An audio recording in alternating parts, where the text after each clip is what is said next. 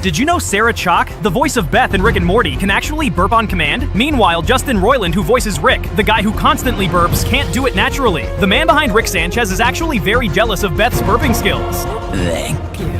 He built a bomb shelter at home and lived in it with his wife. They had just hidden inside when a huge explosion occurred outside the house. To avoid nuclear radiation, the man quickly sealed the iron door of the bomb shelter and set a countdown switch. They could only go out after 35 years, when all nuclear radiation had dissipated. But they didn't know the explosion outside was caused by a plane crash. During the long wait, the couple had their first child. They named him David. Fortunately, the bomb shelter had enough supplies, so they never worried about food. The father taught David to read from childhood and various fighting skills. The mother taught him etiquette and essential skills for social occasions. Soon it was David's 35th birthday. They had almost forgotten the countdown. That night a loud noise woke them up. They approached and saw the iron door had opened automatically, indicating the danger outside had passed. The family could finally return to the surface. The father offered to check the situation outside first. The once bustling residential area was now in ruins. He nervously looked around and found people outside acted very strangely. Frightened, he ran back to the bomb shelter and described what he saw outside. The father believed the nuclear radiation hadn't ended and they should set another countdown. But by then his wife was unhappy. She didn't want to stay in the basement forever, nor did she want her son to be trapped here for a lifetime. During the argument, the father had a heart attack. The mother hurriedly gave money to David, asking him to go out alone to buy supplies. David took the elevator slowly up to the surface. When he pushed open the door, he was stunned. It was the first time he had breathed outside air, but he didn't forget his mission. He then took a bus to the supermarket to buy supplies. 35 years later, prices had increased tenfold. The money his mother gave couldn't buy anything. David had to go home first to find a way. Since it was his first time out, he couldn't find his way home until passing by a collectibles store. He tried to exchange the baseball cards his father gave him for money, but the boss deliberately lowballed him to cheat. Just then the clerk came out. She unhesitatingly exposed the boss's lies and got fired for it. David fell in love at first sight with the kind girl. He asked her to help him sell the baseball cards. Of course, he would pay her a salary. The girl agreed decisively. During the long period of getting along, the girl also developed feelings for him. So David took her to meet his parents. To help his parents adapt to life above ground better, David sold some stocks and bought a large piece of land in the suburbs. Finally, the whole family lived happily together.